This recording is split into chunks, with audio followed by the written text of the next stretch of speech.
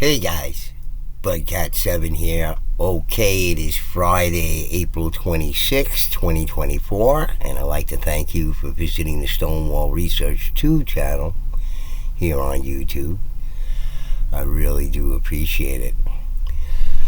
Okay guys, well, this should prove to be pretty interesting if you like my stuff, because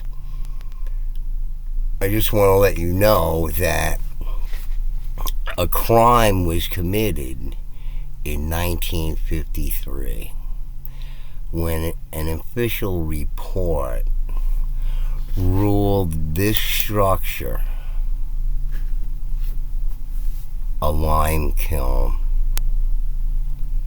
and it's not a lime kiln. Okay? And now you're saying to yourself, wow, but God, that's a strange looking stone thing there. But if you notice at the bottom there, it says Indian Mound at the Forks, Maine. Okay, so somebody examined this in 1953 and came to the determination that it was a lime kiln.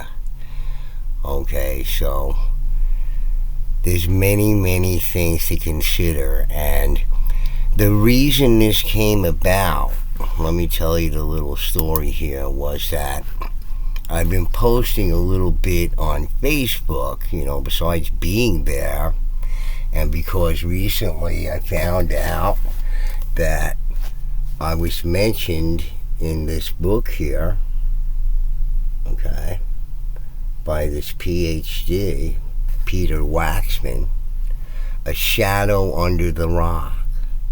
So I'm not merely mentioned in the book. What it is that Dr. Waxman took my argument because he thought it was a good one. He put it in his own words, but basically told precisely the message that I was trying to send by evaluating a talk by a so-called expert, Robert Delano from SUNY, New York, SUNY Albany, I believe. So he gave this lecture, and in a lecture, in any case, I'm in this book because I do a critical analysis of official reports. That's what I'm known for. I'm known for that in my other channel, my Stonewall Research 1 channel, and now my Stonewall Research 2 channel. So, that's my forte, that's my specialty. I take official reports and I point out all the inconsistencies and the falsehoods and what is actually being said in these official reports. You have to read between the lines. You have to take into consideration many other factors that could be involved if you know the history of archaeology and what was going on at the time. So anyway, this came about because I posted some pictures from this video of mine, megalithic stone ruins.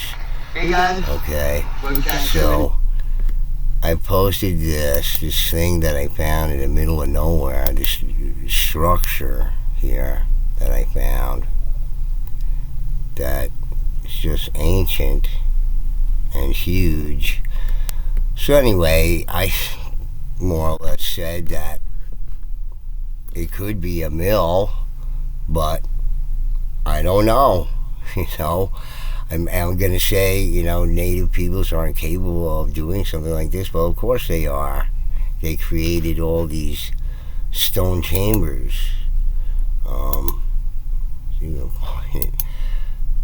Yeah. So they created all these stone chambers. They're certainly capable of building something like this, but I found this in the middle of nowhere in New Milford, Connecticut. This sort of megalithic wall build here that, most people think it's a mill, but I don't know what it was. So some of this construction seems really primitive, and you have this lower wall there and a wall above it too, filled with huge boulders. One of these, quote unquote settler walls, which is not what they are, but some of them are, but most of them aren't. So anyway, I found this thing up there. I posted on there. So I said, people, the native peoples are certainly capable of doing this. And I remembered from watching one of Jim Vieira's videos, I think it was for Megalithomania, and he shows on a postcard this thing here at the Forks in Maine. And I suggested, that this, the stone pyramid was found. I remember seeing it with Jim Vieira, and immediately I was attacked and set straight by several people in the members in the comments there. And so it was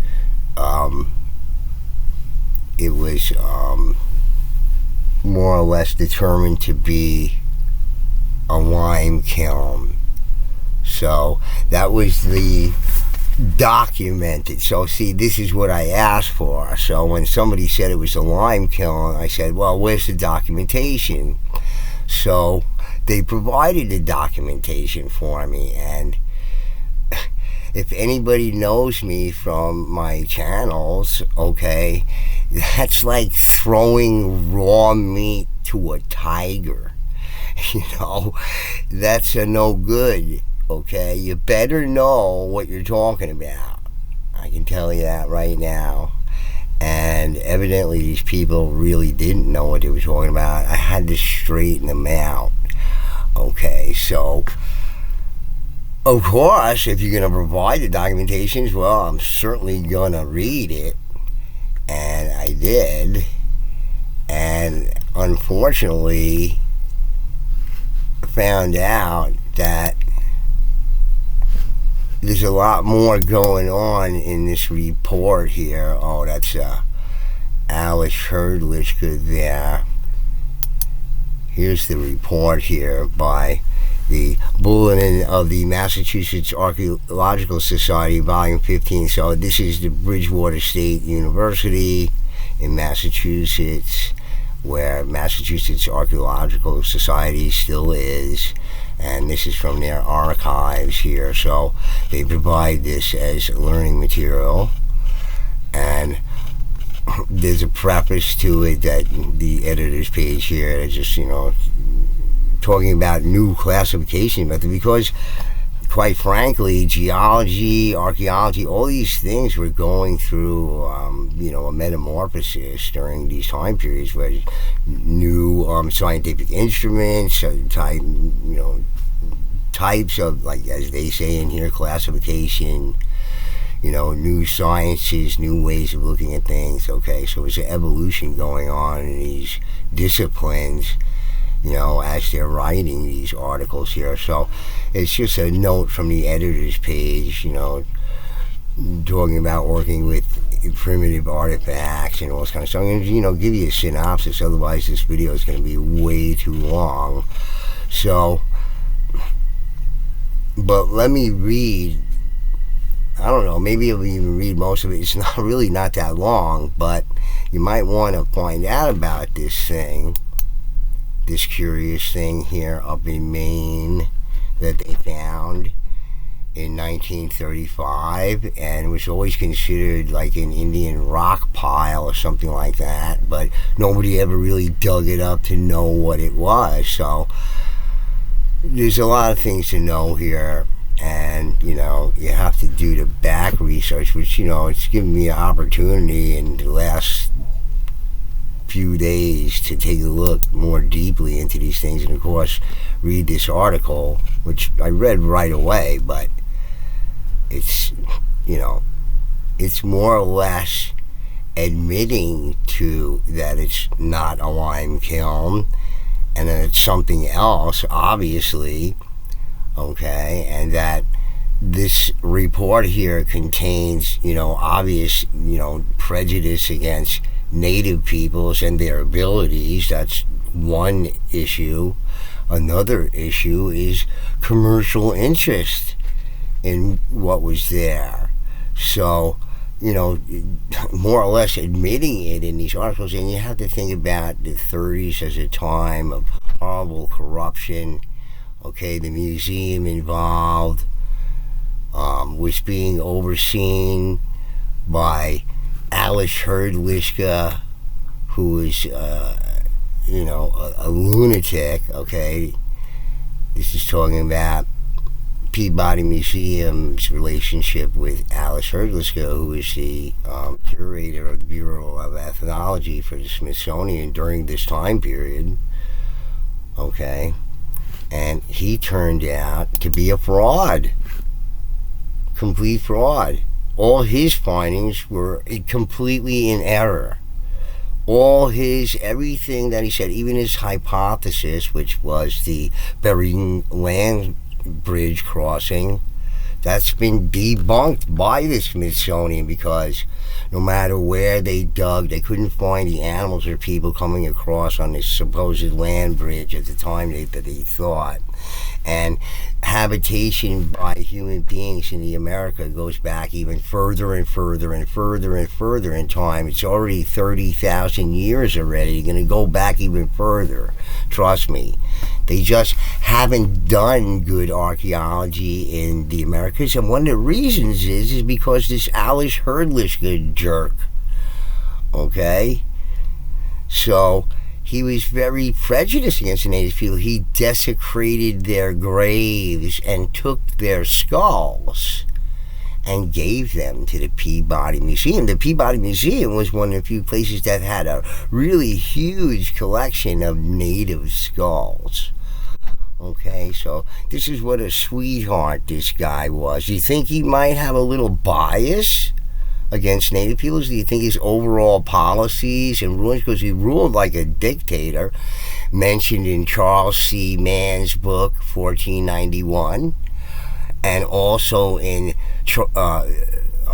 C.W. Saram's book, The First American, in 1971, mentioned in both books that Herdliska was this tyrant, and he only believed that people in the Americas were only been around for like 4,000 or 5,000 years, and that's it. And he refused to believe anything else, even with new findings, with people within the field finding older and older settlements. He refused to believe it, even into the 40s. Okay, so this report was written, it was overseen by his predecessor.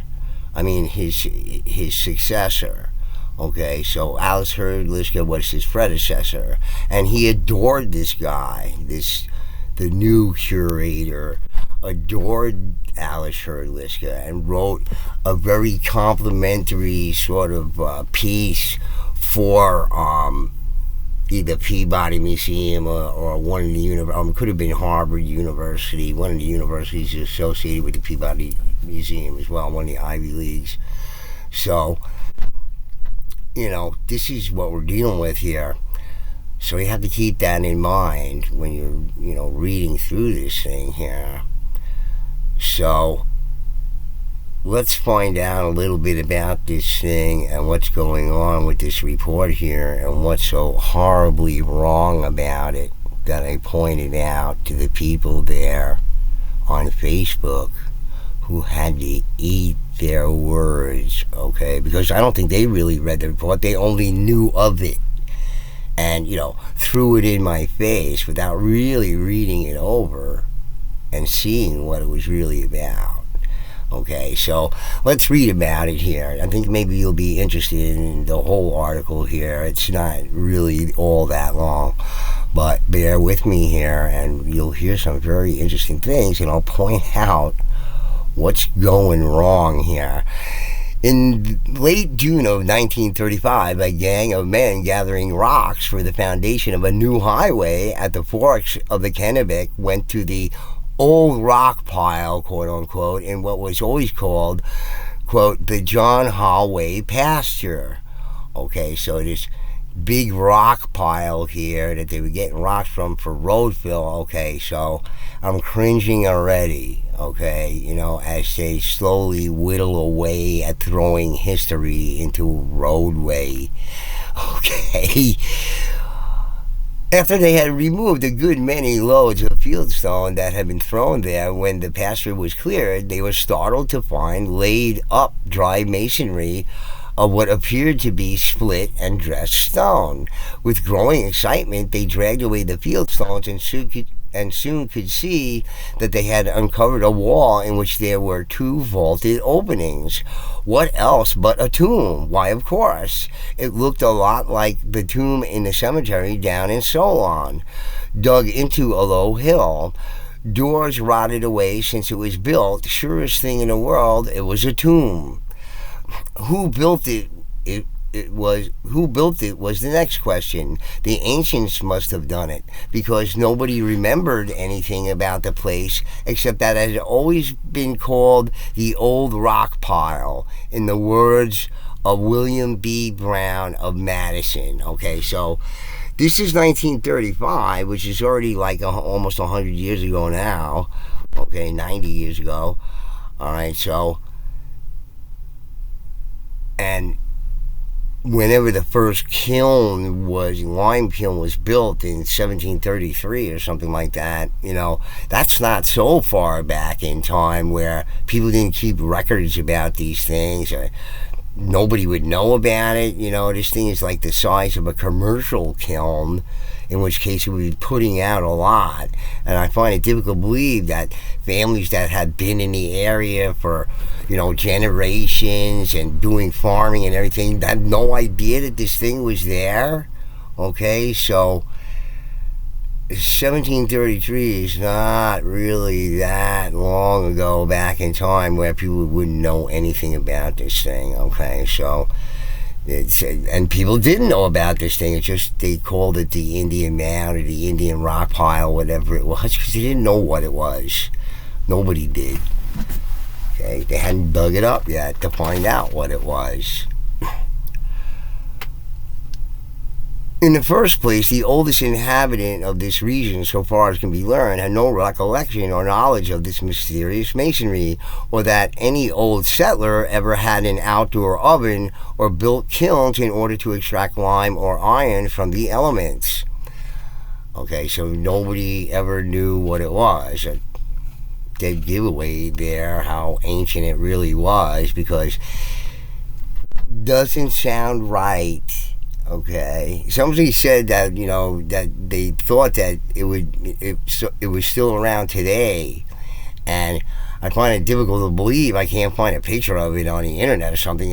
Trust me, if that thing was there, I'm sure there would be a billion pictures of it. But there isn't any, so it probably isn't still there. But I think I know what happened to it anyway.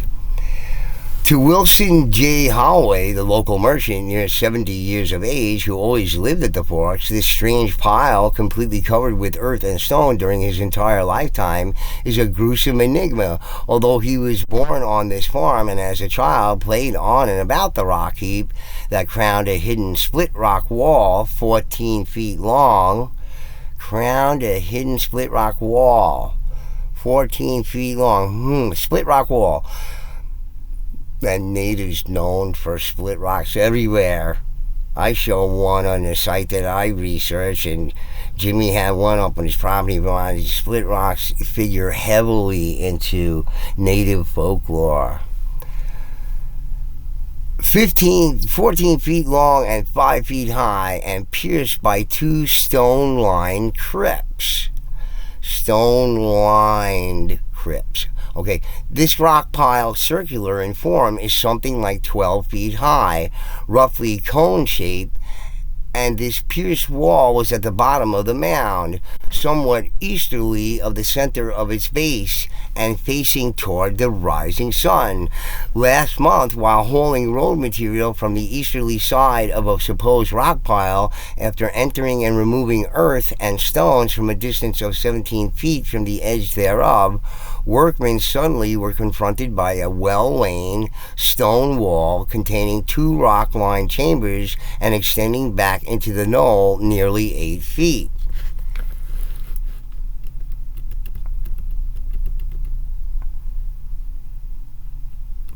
Now, the rock strata in and about the forks consist of calciferous slates alternating with buff limestones from 1/2 to a foot in thickness, but has no outcrops of bog iron nearer than Sabac Lake.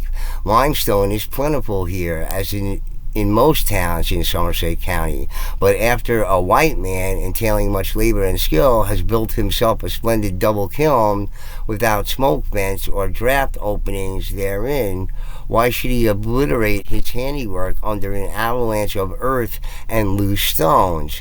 There must have been something like 100 truckloads of material removed from the side of that mound before reaching these tombs. So that's very interesting.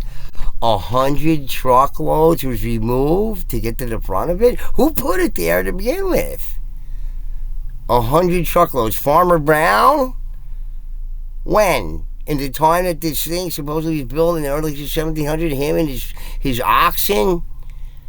When was he doing farming? When he was moving his 100 truckloads of material. So there's evidence of ancient fires at and near these openings. Sacrificial fires of savages, perhaps burning hematite to dress the graves of the dead. So there's evidence of ancient fires at and near the openings. Okay? That is not where fire is in a lime kiln. It's at the center, not at the openings. Okay? That's where you collect the limestone ash. Okay, the lime itself, you collect it down there because it sifts through a grating from above. It's like a hopper. You place the material in, the limestone, the wood that's going to burn and everything, and just roast it for days on end. And then it all sifts down into what they consider to be lime. Okay, that's the idea of it. Okay, but in this case, the fire, there was evidence of fire around the doors and on the outside of the structure. A mysterious race known as the Red Paint people of Maine some thousands of years ago occupied the Kennebec Valley from the Moosehead Lake as far south as Winslow and Oakland, where red paint cemeteries have been opened, disclosing graves enclosing symmetrical stone tools and weapons intermingled with powdered red ochre, a peck or more in each grave. There is no instance heretofore of these natives preparing other than earth burials, yet there is large quantity of red ochre in and about these twin crypts.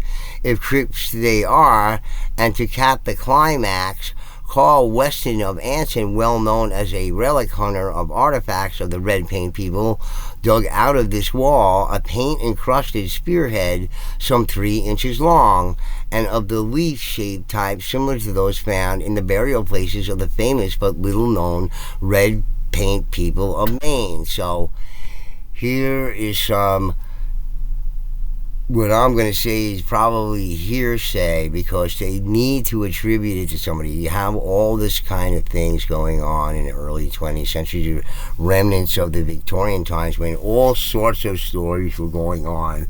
Atlantis and the Celts and the Vikings, and they were here and all this kind of stuff. So you have all these things going on. As far as mainstream is concerned, these things are all ridiculous stories, you know, whether they are or not, or what they know what they're talking about. See, I have my own theories about things, but people don't like to hear those either, but because they want to believe all these other rabbit holes that people go down. But let's read more about this here.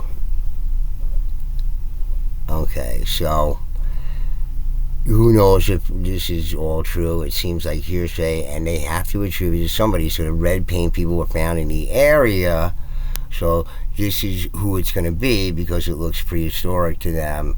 That it's going to be these people from these times. So if they say these red ochre people might have been Salutrians or something like that. But who's to say who built what and when it comes to these stone structures and how far back in time they go, etc., etc. But again, the first lime kiln built in 1733. We'll take a look at some lime kilns, what they look like, and what they say this thing is, which is ridiculous. But let's go on here. There were those in the Canada. Okay, so here's commentary about it from whoever there from Peabody Museum and writing for the Massachusetts Geological Society. Here's the blatant native prejudice going on, which is hinted at with this, which is hardly surprising. Again, with Alice Herdliska, this lunatic that Smithsonian had to apologize about, okay, for desecrating all these native people's graves and cutting these people's heads off. I can't even tell you the disgusting stories about this guy cutting heads off people everywhere around the Americas and whatnot. Just had free reign to walk onto these sites. Nobody stopped him. The government stopped anybody from stopping him from doing anything.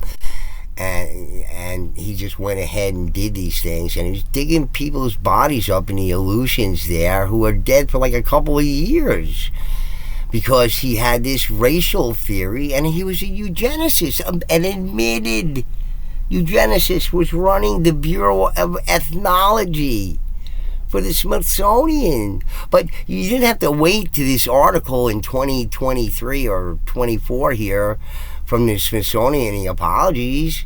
Okay, C.W. Saran was telling you all about it in 1971 with his book, The First American, where he's highly suspect of American archaeology. He didn't trust it and thought that they were suppressing things.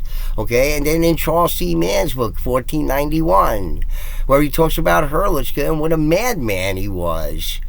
And always setting archaeology back by 40 years, 50 years, okay? How does that help us now? We're set back 40, 50 years right now because of this jerk, okay? He was anti-native, okay? So let's hear about this. And the Peabody Museum got all benefited from collecting all those skulls. See, so they could do a study of them.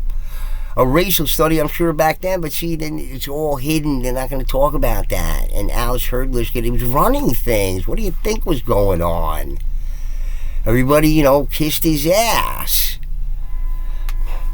Okay, and they're still kissing his ass to some degree over there because they still like him, but they don't like him. They don't know. They're torn, about it. So they have all this positive stuff still online. We could read all about it. Why don't they take that all down now? Not doing it.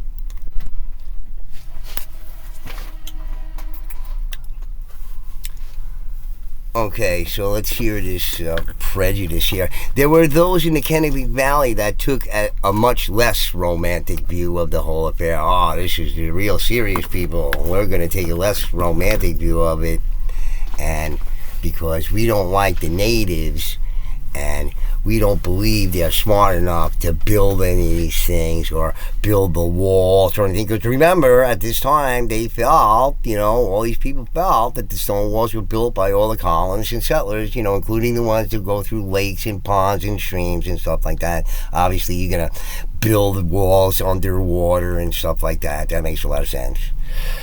Yeah, I don't think so. All right, so in any case, it harkens to a much older time period. It's less wet.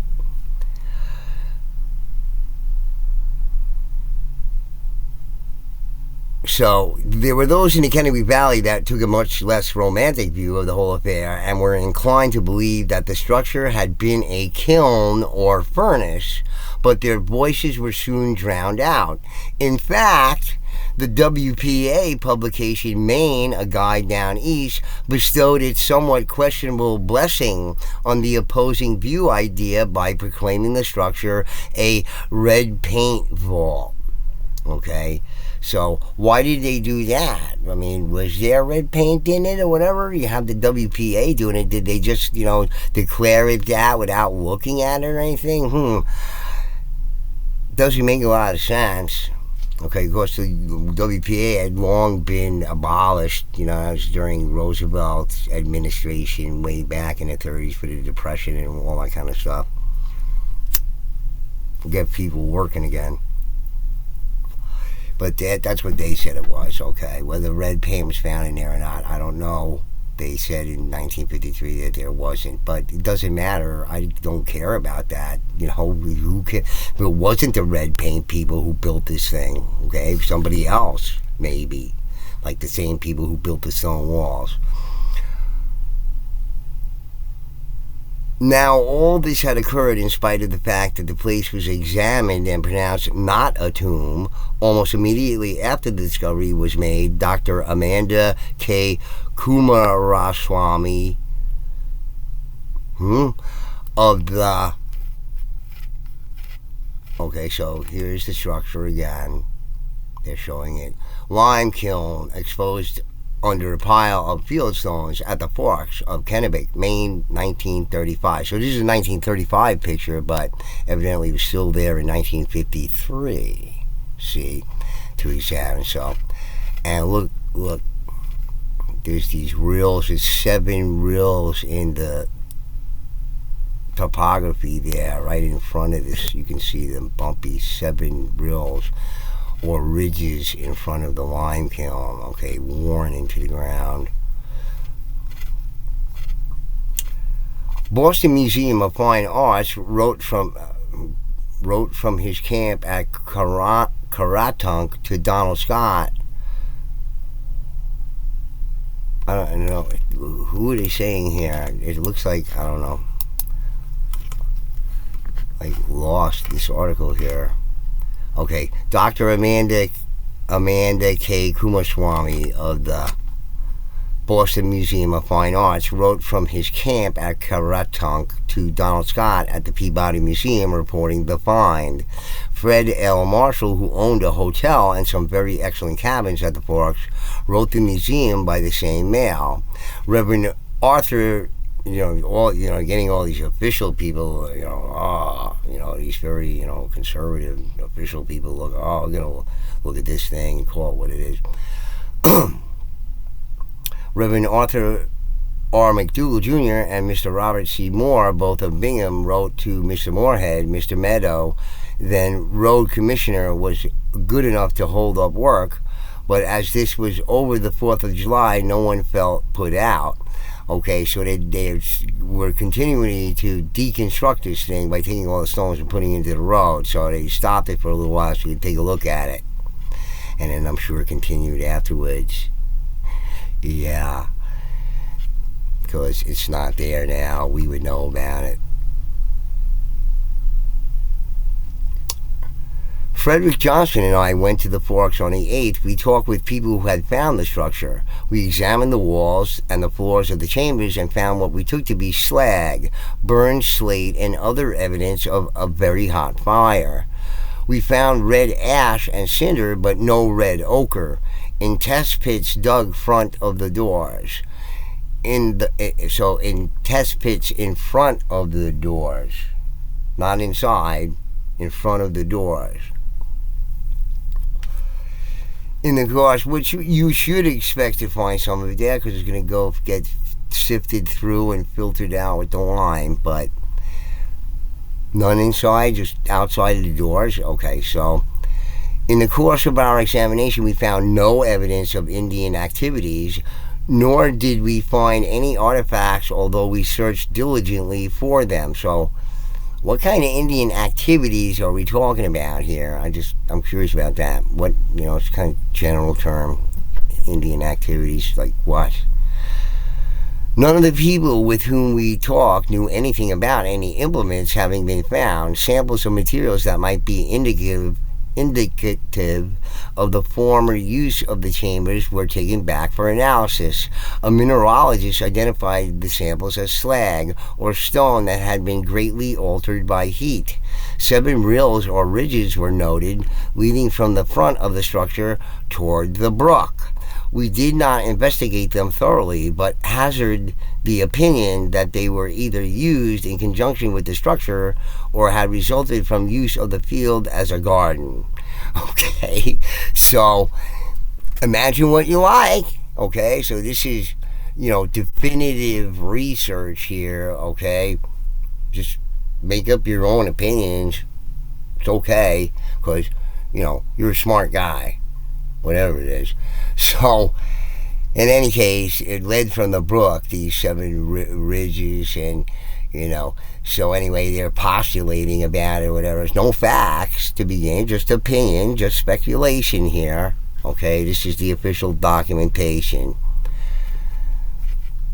There was little romance in our report. After a very long, hard winter, people in Somerset County seemed to want it.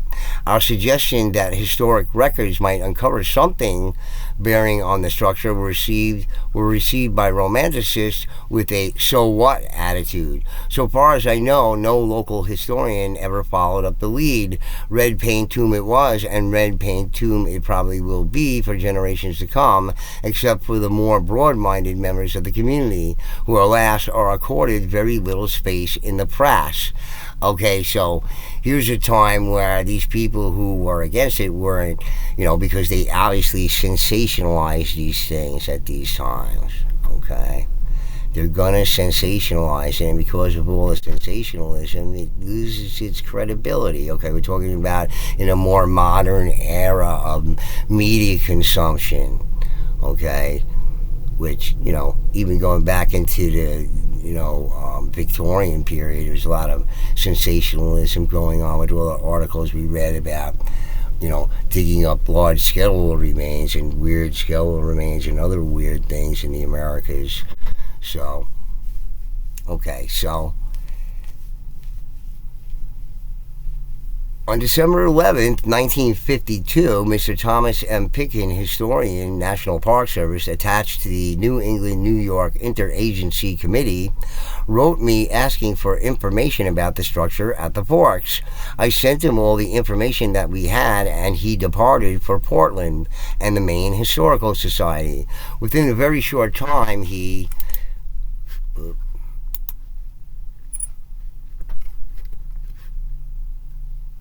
wrote that he believed that he had succeeded in pinning down the structure, although the evidence was entirely circumstantial.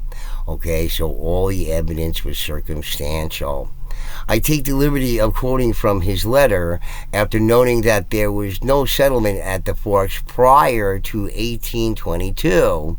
Mr. Pitkin goes on as follows. Okay, so there's no settlement there prior to 1822. So now we're going even closer in time to a time when people would remember something like this. We're talking about 1935 from 1822. That's only 100 years later. Okay, so if this thing was what they say it was, nobody knew about it in an area where it's chiefly, agricultural and farming is going on. But let me read on. Okay, so no settlement there. In 1838, Charles T. Jackson, state geologist, visited the Forks and examined a ledge of limestone rock on the property of Charles B. Forster. Laboratory analysis showed this rock to be suitable for producing hydraulic cement. Okay, so now we're talking about hydraulic cement.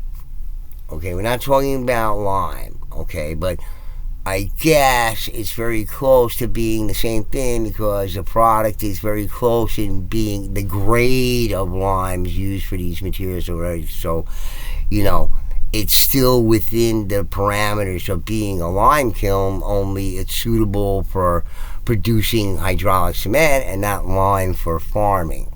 You see? So it's completely different usage of the end product that they're talking about. So, and that figures highly into, hey, what can we do with all of this stone that we found with these old Indian stone pile here and old Indian mound or whatever? Okay, we can crush it up into concrete dust additive, some lime additive for concrete. That'll be good, right? Somebody's commercial interest there, all right? And the structure's still there in 1953. Well, that commercial interest is still there as well, okay? And it's a lot of graft and corruption going on in these small towns with, it always has been.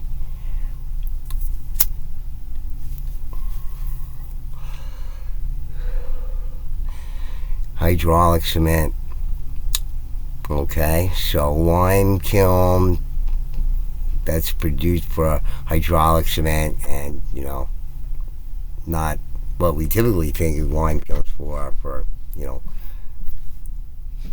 conditioning the soil.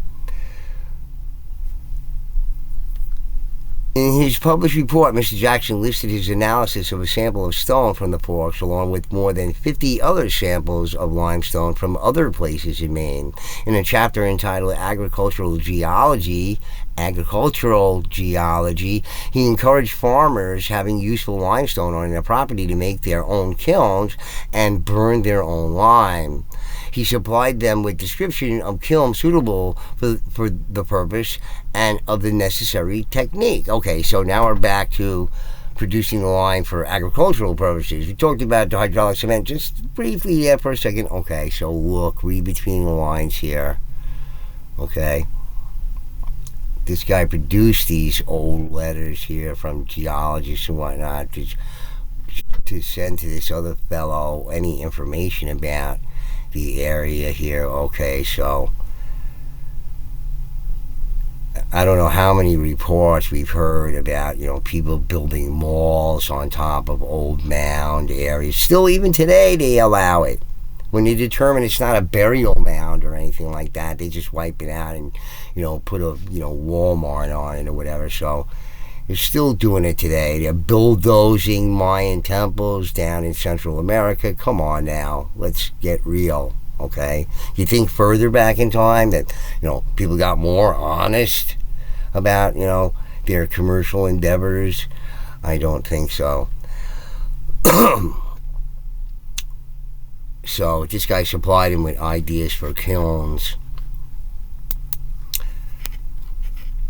It seems quite likely that there are other lime kilns of this or earlier periods in Maine that might be more worthy of attention.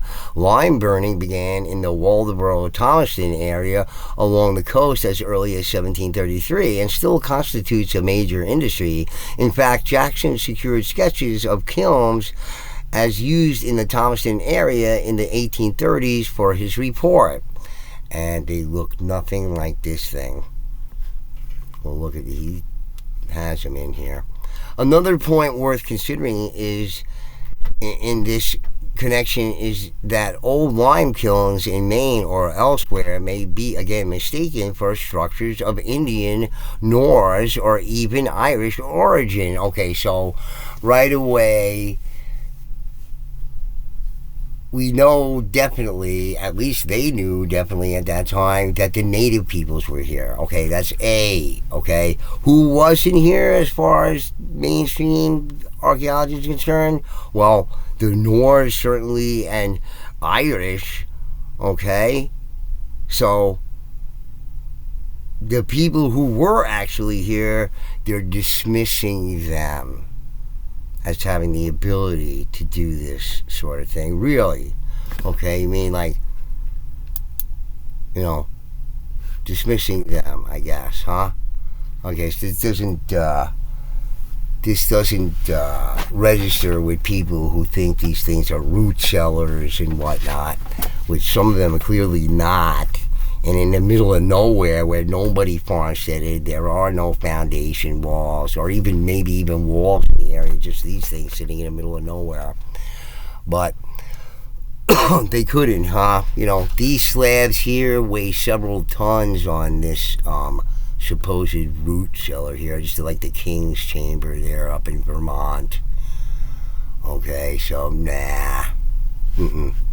So here you go again, prejudice against the native peoples. Okay, yes, Alice Herdliska figures heavily into the mentality of the people who are doing the report on this thing. Don't kid yourself. All right, and it better resemble something like he would approve of, okay, because of his direct connection to the Peabody Museum.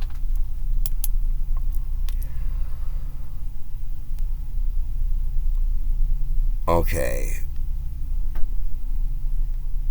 so a little professional publicity for the available facts might help to forestall some romantic theorizing. Since you suggested that you might prepare an article on the structure at the Forks, I am enclosing pertinent notes from my recent research on the subject in the hope that you may find them useful. So, these are the reports he submits from these older geologists in a time in the early 1800s, 1839, almost mid-1800s.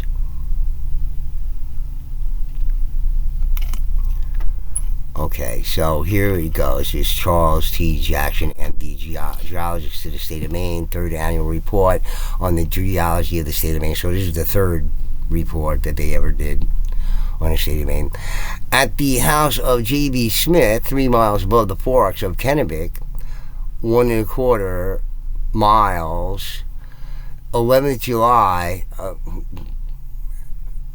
I don't know what PM means, but I think it means post miles or something like that. 11th July, 1838, barometer 28.790, temperature 82 degrees. The road south from, I got to make it official with all, what the temperature was and all that kind of stuff, record that stuff because that's important, what temperature it was. They didn't want you to be chilly, make sure you put on a jacket. But 82 degrees seems pretty warm there in July. The road south from Moose River gradually descends over a series of rounded hills covered with mixed hard and soft wood forest trees. A small deposit of bog iron ore occurs on the right-hand side of the road. So here he is there at the Forks of Kennebec, Burnham's Tavern, which is supposedly adjacent to this thing. When we had completed our measurements, I was called to examine a ledge of rocks 100 rods east of Burnham's Hotel, belonging to Charles B. Forster, Esquire. This ledge has for a long time furnished the people with whetstones, and owing to the fineness of the grit, it answers very well for that purpose. On examining the rock, however, we found that it effervesced freely with acids, indicating a large proportion of carbonate of lime. The hill is about 100 feet high, presents an abrupt precipice composed of alternating strata of buff-colored limestone and green calciferous slate. The limestone alternates with the latter rock and strata from half an inch to a foot in thickness and forms nearly 1/10 of the mass of the hill. The strata fall asunder when broken out, so that there is no difficulty in separating them. Mr. Forster has obtained slabs 9 feet square and 1 foot thick with great ease. So they're talking about harvesting limestone in this area to be used, okay, by this Mr. Forster guy, okay, but this has very little to do with the structure there, except that if it was used as a lime kiln, this is where they could have got the lime from this deposit here of big chunks of it. Okay, so let's hear about this great limestone that they got here. It was at first supposed from the effervescence of the rock with acids that it could be burned for lime, but on making a chemical analysis of it, I found that although it contains lime enough for that purpose, it also contains ingredients that will run into glass at a white heat, and hence foresaw that it could not be readily made into lime. You just heard what I read, right? Couldn't be made into lime. Okay, so the stone that's in the area there can't be made into lime. The most calciferous portions, if carefully burned, will slake into a brown lime, but I should not recommend it to be used for that purpose, since it is so much more valuable for another article, which I've discovered could be easily made of it. Okay, so this fellow discovered, you could be easily make of it something else. Okay, so it's good for that. Okay, but what were these people doing about when supposedly this thing built in such and such a time that nobody remembers it at all in these early times? Were they making it for concrete too? But I don't think that people were using concrete at that time. I think that's what historical records show. There was no concrete being used in these places at that time. Okay? So maybe by the time the 1830s came around, okay, sure, it could be crushed up and used for that purpose, but not back in those days because concrete was not being used. Okay? They made some mortar and whatever it is, but a lot of stuff was built out of dry stone.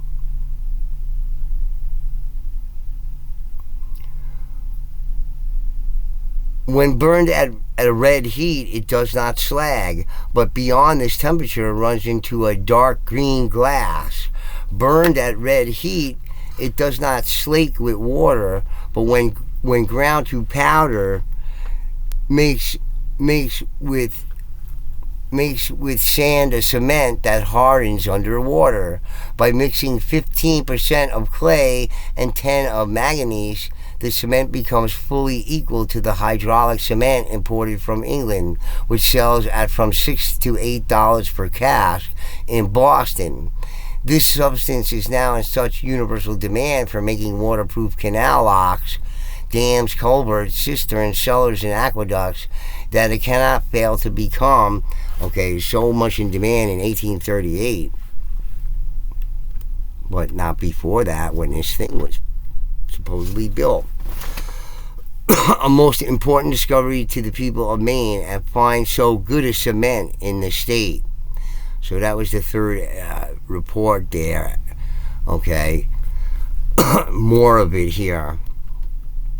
Remarks on limestones. A tabular view of the chemical composition of each variety of limestone analyzed in my laboratory in the present year is herewith subjoined, here omitted.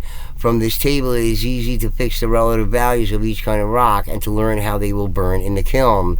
Under the description of each locality, I have made ample observations on the nature of the lime rock, and shall here present some views or plans of such kilns as may be required for the conversion of the rocks into quicklime. Okay, so here's the recommendations from the guy as to how to build the kilns in a way that it would process the rock to be useful to them. Okay, there's such and such a design. Like I said, it's like a hopper.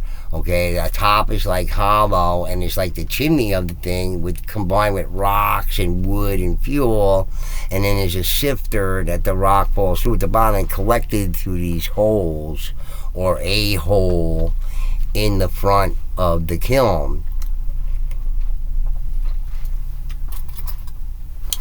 So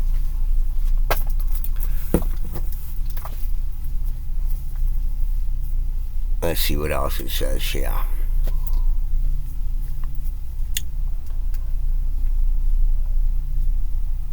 And shall here present some views or plans of such kilns as may be required for the conversion of the rocks into quicklime. Okay, so that's for cement purposes.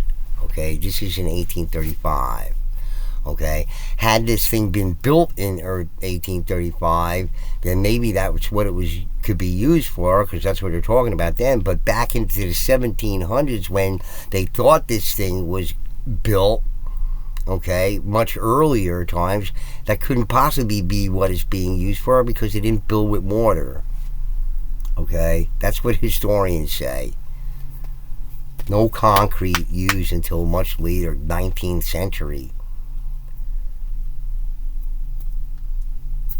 Okay, which is what we're talking about here when these guys are talking about, what it could be used for.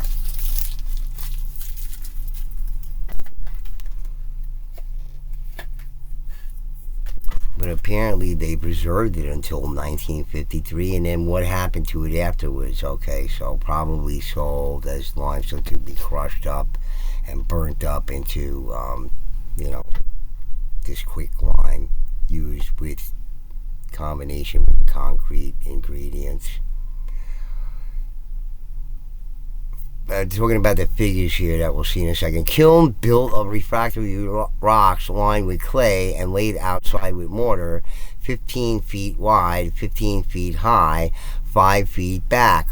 Arches middle 5 feet high, side arches 3.5 feet high, which is a different figure.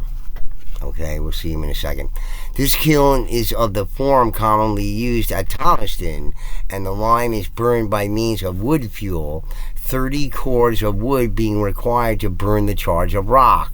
The operations are divided into 4 turns, and from 3 to 4 days and nights the fire is kept unremittingly in action.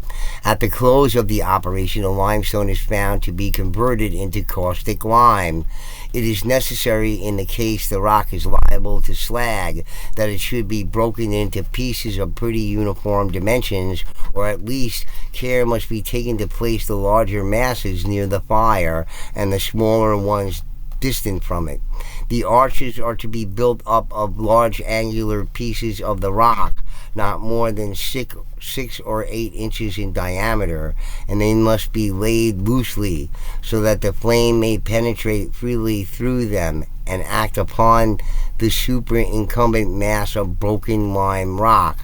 I have seen some persons break the limestone in the kiln. This should never be done, for the small pieces fill up the interstices in the charge and prevent the passage of flame and heated air required for the draft of the kiln. In laying the arches of limestone, make them coincide with the arches of the kiln. Pack the pieces so as to allow the passage of the fire, and lay the limestone in a very loose manner until the kiln. Okay, so here's the red paint tombs, as they're calling them here, to sort of, I guess, poke fun at them. But they're saying this is a lime kiln for burning 300 casks of lime at a time. Okay, so why would they say it's a red paint tomb? Nobody knew who built it. Nobody knew really who it was used for. Okay, it shows some grating on the top. It looks like steel grating up there. Okay, so that would make sense if something that would be made by people in the 1700s. I mean, it's possible they used the steel in the top of it. This one also shows like a steel on top of it, but these things seem a bit smaller than this thing here. There's an awful lot of rock on top of it. Okay, so that was burning 300 casks of lime. That's quite a bit. That was a bigger one. A smaller kiln, okay, based on C.T. Jackson, okay, report on the geology of state. Okay, so these are the kilns that he says you can build, okay, that he was talking about in his figures there. Okay, these are not actual kilns. These are the ones that he said you could build. Okay, so these are the ones that he's showing as you could build. Okay, does it look like this? I don't think so. All right, so in any case, that's what he's saying you can build. And here's the actual thing here with a couple of people sticking their heads out. They're probably laying down in there. Okay, not much room in there. Okay, but they say what the insides would like once you get inside. There's a lot of debris in the way there. Well, look at that massive pile of rock on top of it. That's not flat stone built, just piles of it on the top. There's no chimney, there's no opening up there for the hopper. Here's another one they found near China, Maine, okay, which they claim is slime kiln and everything. And I'm telling you, this is also one of these native built structures. They're just calling it that.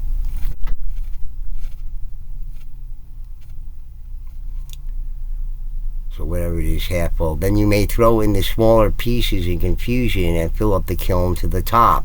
This being done, place your fuel in the arches and kindle your fires and drive them until the lime is sufficiently burned, which may be from 3 to 4 days and nights according to the kind of rock and the intensity of the fire. A smaller kiln may be required in some towns and in cases where the farmer burns his lime for his own use only. I therefore herewith present a plan for such a kiln. Okay, so these kilns that can be built, okay, is that figure 4 there? Yeah, no, let's see, figure 4, yeah, that's the kiln that he says it can be easily built. Okay, so if it can be easily built, does this thing look like it was easily built? I don't think so. I don't know. He's trying to make a connection there.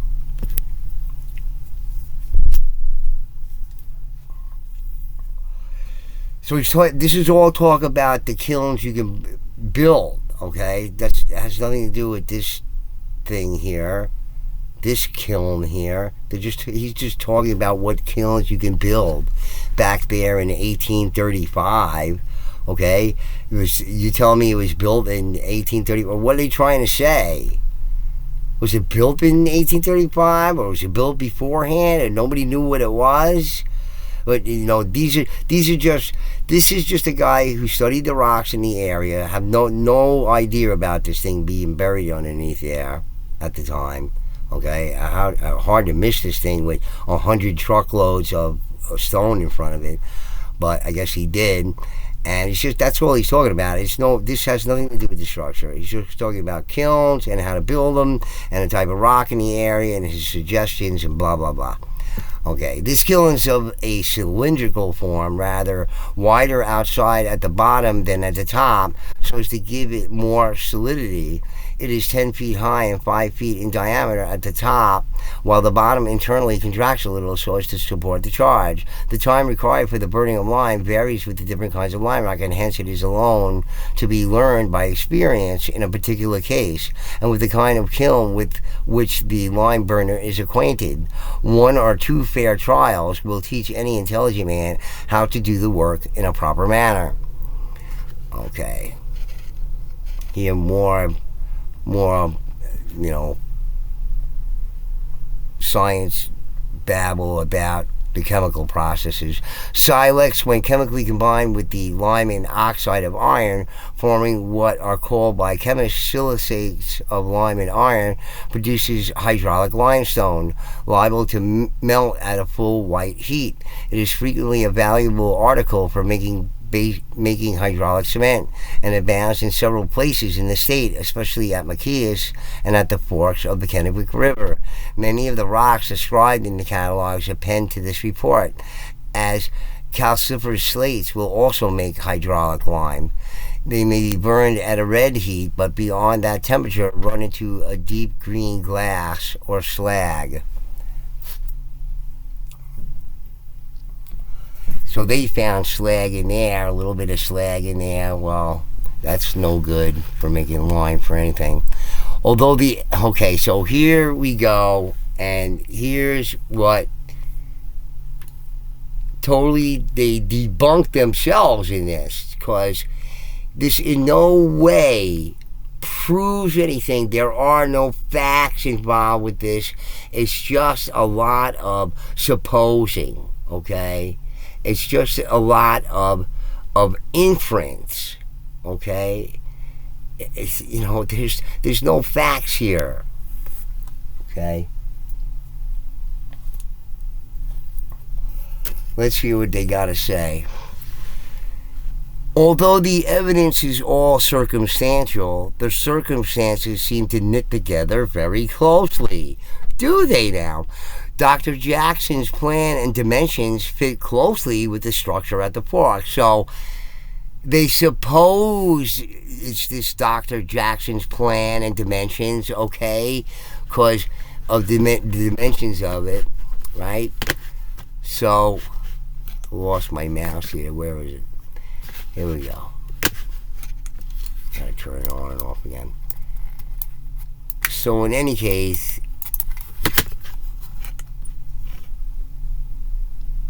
okay, so it fits closely with the dimensions of the thing. So they assumed that it was built based on these sketches of his of how to build your own. Does that look anything like that? Jackson warned of the need for care in charging the kiln. We note that the structure as we found it had no flue, so it had no flue, or other opening above the chambers. So, how could it possibly be a lime kiln? If it had no flue and no opening above the chambers, it's impossible. It could never be a lime kiln. There's no hopper and no flue for it. Okay? They're saying it's right there. It's not a lime kiln. It can't possibly be. Now listen further. We note that the structure had no flue or opening above the chambers, but that it was filled with loosely laid slabs of stone. Okay, so loosely laid slabs of stone. Okay, I get it. All right, loosely laid slabs of stone. They don't say how big they were. Okay, but loosely laid slabs of stone in where normally would be the flue and the hopper. Okay, so not there. Okay, just loosely laid slabs of stone. That's it. With a whole bunch of crap on top of it. Hunks and chunks and weird round ones and things. And why are they in there, you know? Like almost perfectly round rocks in there and stuff. Who knows how many people touched this thing over time, or what happened after this in 1935 when they started messing around with it and carting off boatloads of stone and souvenirs and artifacts and stuff. Okay, no wonder they couldn't find any native artifacts. Yeah, they were all taken already in 1935, you jerks. You stupid goofballs.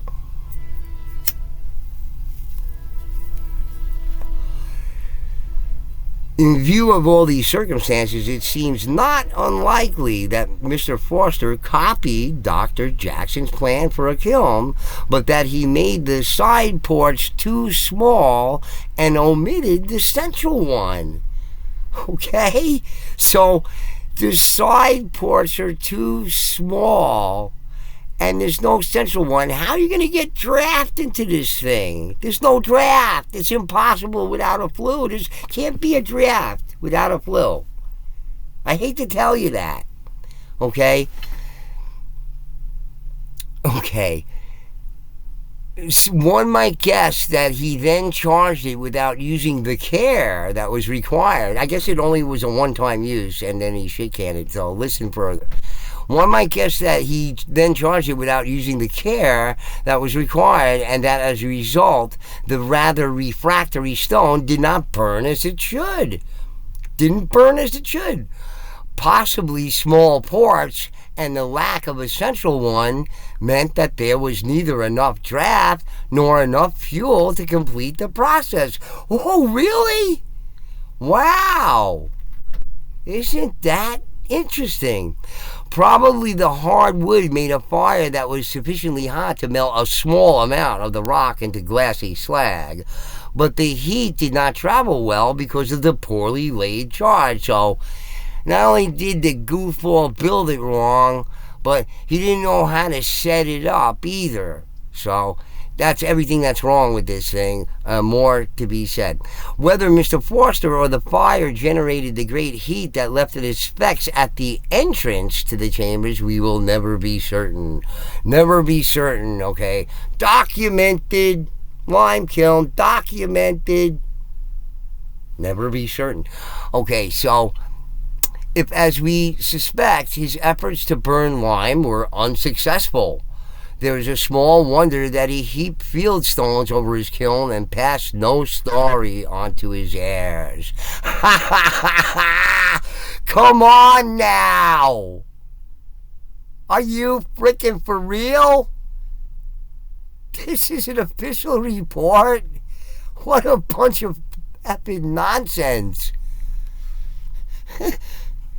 There's no facts here. Just a lot of supposing. Okay? Let your imagination run wild. Okay? Because the native peoples, we're gonna include them with Norse and Irish people, because they couldn't have possibly done it. Even though they were here, and Norse people and Irish really weren't, as far as we know. Okay? So, okay. Right. So anyway, he passed no story on to his heirs because it was no good. It didn't function as a kiln. It couldn't function as a kiln. Okay? Just Mr. So-and-so there, Mr. Forster there, was just inept. He couldn't follow the plans right, Dr. Jackson's plans. And he tried to burn some stuff in this thing and only worked like a little bit. One time didn't work at all. Okay, then he dumped 100 trucks of stones there, 100 truckloads of stone in front of it to cover up his mistakes. Okay, I don't think so. Okay, listen to the rest of this nonsense here. Other structures of this general category are to be found in Maine. Some are known, doubtless others are forgotten. Figure 6 is a photograph of one that was found not far from China, Maine. Whenever limestone is to be found, one might expect such structures. As knowledge of their true use dies with the older generations, they will be discovered on abandoned farms. And Mr. Pitkin has suggested people will build theories about Norse or Irish settlers if they can't drag in red paint. Okay, so totally dismissing any of those people, that's fine, but there were other people here, the native people, that sort of discounted them completely. And I like the statement before that people would undoubtedly suspect them of being native structures. Why? Because there's other native structures that look like this? Where are those? I want to see those. If they're being mistaken for other structures, which they mentioned earlier in this report here, where are those suckers? I want to see those. Oh boy, but I guess not, because they never found them, or even what they're talking about here. And if they are, maybe they still have to be found. Okay, be leery of any stone piles laying around there in Maine or New Hampshire or Vermont. Okay. So, okay. Peabody Foundation, Andover, Massachusetts, May 1953. Okay, that Peabody.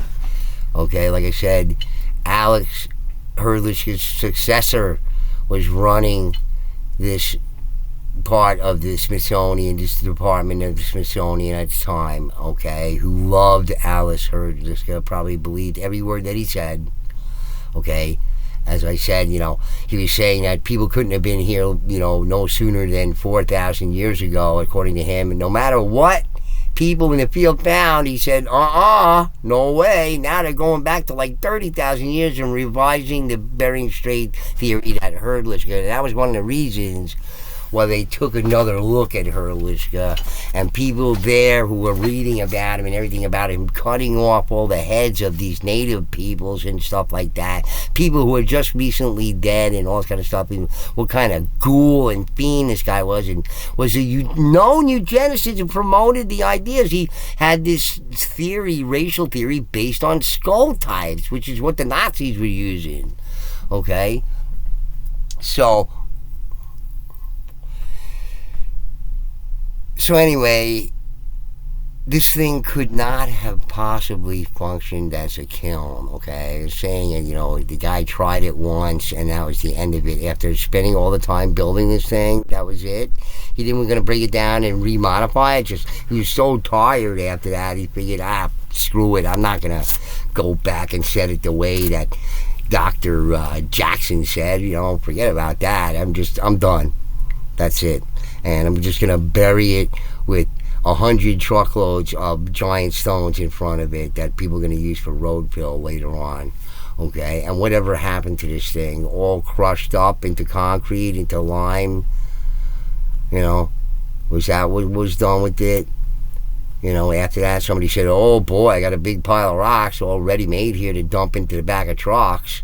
Let's dismantle this thing and get rid of it. It's just a stupid lime kiln. Who cares? As if it wouldn't be a historic structure back in even 1935. Like, people wouldn't recognize it as some sort of historic structure and try to preserve it or anything. This is a lot of nonsense, guys. Okay? It's ridiculous. There are no facts here. There's no documentation here. It's just a lot of theorizing and hyperbole and nonsense. Okay? About, red paint people and, being wise guys about it and whatnot. And, as if there were no other people here to do this. Okay? At a time when they didn't believe anybody other than settlers and colonists built the stone walls, it had to be one of these colonists or settlers up there in Maine that built this thing. Who else could it be? Okay? Indians didn't build with stone. Okay? So, look, this is nonsense from top to bottom. There's no facts here. Okay? There's just a lot of inferences and, maybe it's based on, this guy's, design. Maybe it is, come on now. This is not documentation. It's something that looks suspiciously like something that has been made by native peoples. Okay? Want to look at the kilns in the area at the time? Okay. Here's some 18th century lime kilns. Okay. Alright. This is like the closest one that's going to look like that. Okay.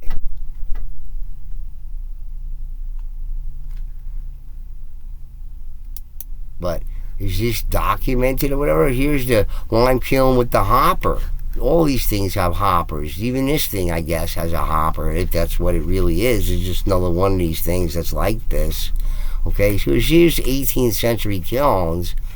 Okay, some of them are built quite nicely. This one's from the late 2nd century. Okay. Alright. So, what else we got here?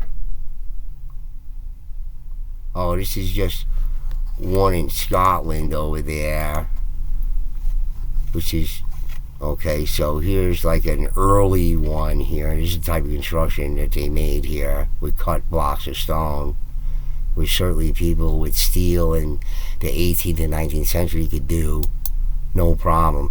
Okay, so here's one of the kilns in the area here. Okay, see what it looks like here with these archways and everything, very architecturally squared and built and everything. And here's some more around from the area there. Okay, here's them, protecting it, I guess, with this roofing over here now. This is an early picture of it with, looks like a bunch of barrels around in the area here, probably with lime in them. Okay, so that's what this thing looks like. Does this thing look anything like this thing here? Okay. This is a very early one. Alright. And you talk about it here, Rockport Historic Kiln Area. This is a bunch of nonsense too. They don't say when it was built. They just say, the first lime kiln was built in 1733. So look at this thing here when we don't know it was built. So 19th century lime kilns, okay? We're not even talking about that. We're talking about these 18th century ones. Well, here they are. You know? Doesn't look anything like that at all. Okay? But we know of these things, right? Looks awfully similar, and some things are squared off, lentils, etc. Use of these things squared off on the interiors of these things. Okay, could the native peoples build with squared, angular walls and structures? Well, of course they could. Did they want to in a lot of cases? Well, maybe not. It wasn't necessary, and they didn't need it to be aesthetically pleasing on the exterior or whatever. It wasn't necessary for that to be. Okay, so look, this report is nonsense. Okay, did not function as a lime kiln. So no chimney, but loosely laid slabs of stone instead, with all of this rock on top of it, and no hopper. Okay. Didn't have the right kind of draft. Didn't have a flue. There can't be a draft without a flue. There just can't be. Doesn't work any other way. You're telling me that this guy built this thing not knowing that? It's ridiculous. Even if he followed anything close to what the guy's design was, there's going to be a flue. Okay? And all these other excuses. Possibly this, and possibly small parts, and a lack of central one meant that there was neither enough draft or enough fuel to complete the process. Probably the hardwood made a fire that was sufficiently hot to melt a small amount of rock and the glass there, but the heat did not travel well because of the poorly laid charge, so the guy couldn't pack it right. So the whole thing here is in the negative. All right? It's clear as day to me that this thing was of Aboriginal design and construction. Okay? And that they buried this, and if this thing isn't there still or whatever, they destroyed an incredible historical native monument. All right? And it looks like that's what it is from this stupid report. That's a bunch of nonsense. Nothing but a bunch of hypotheses. And not good ones either. A lot of the talk about, how lime is made and everything. Who gives a damn about that? What about the structure? Okay, no flue, not enough draft, the stone didn't refract correctly, it was based on some designs from another guy, maybe. Okay, the Peabody Museum was involved. Come on now. Who's yanking whose chain here? Okay, people want to turn it into, lime for concrete and all kind of stuff. And they weren't doing that in the 1700s, okay? Historians says that people were not working with concrete until much later dates. All right? So, I don't know what they're talking about here. It sounds to me like a native tomb, a native structure, a native, chamber, right? Just built in this way.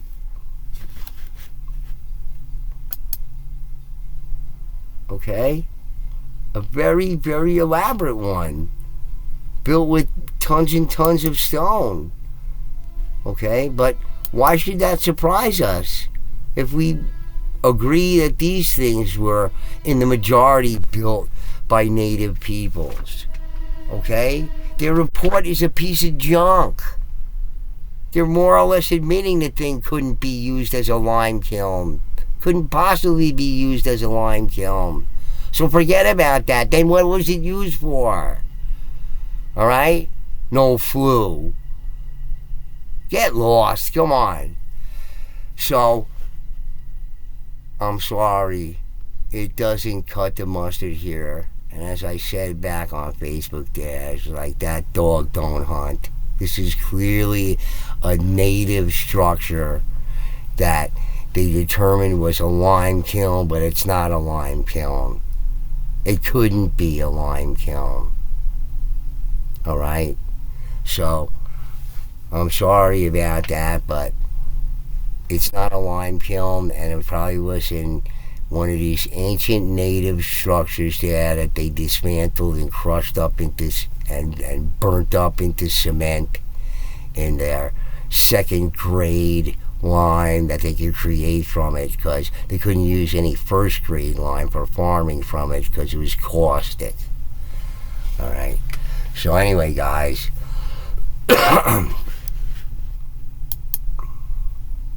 that's the deal. Okay, so this is criminal, what they did here, what they determined this thing to be. It was criminal of them to say this thing was a lime kiln when it couldn't possibly function as one. Alright? All that work that guy did or whatever, and he didn't go back and correct all the problems so he could use it again. He just forgot about it after all of that work. I don't think so. None of this makes any sense. And probably the first calls by the people who thought this was a mound, an Indian mound, because nobody knew about it at all. People had lived there all their lives from, even further back in time. They only had lime kilns from 1733 on, So, look, this is nonsense. This report is absolute nonsense and is criminal. Criminal archaeological malfeasance. That's what I'm calling it. Archaeological malfeasance. And for a reason, okay? Look who's in charge, okay? When this thing was first found in 35, okay, Herdlichka was certainly in charge. And he's of the notion that anything like this couldn't possibly have been built by the native peoples, okay? And here it is going to be codified by his buddy, his successor there, who's running things, okay? Who's running the Peabody Museum, more or less, and going to say that this thing was a lime kiln when it couldn't possibly have been a lime kiln. Alright? So, think about this one, guys. Alright? They destroyed this thing, this absolutely magnificent native-built thing from God knows what time period in the past. Okay? And it's all laid out in the report. You don't have to be a genius to figure it out. Okay? That the report is BS. Like pure 100% weapons grade balonium. So come on now. Let's get real about it. And God knows how many other ones. Like I said, not to confuse, these lime kilns with other, native built structures. Where are they? I want to see those. Okay? What other native built structures are you talking about that resemble this remotely? Okay? They're talking about that back in the 1930s, huh? Alright, so anyway, guys, I hope you enjoyed that little bit there, and I know it's kind of long, but I had to say what I had to say about this, okay? Again, this article doesn't cut the mustard, man. It does not wash. And I'm sorry to say that anybody who believed that this was a lime kiln is fooling themselves, okay? They're Class A suckers, alright? Alright, guys, anyway, hope you enjoyed that. Please hit the like button and please do subscribe if you're not a subscriber. And till the next time, Bugcat7 signing off. Peace.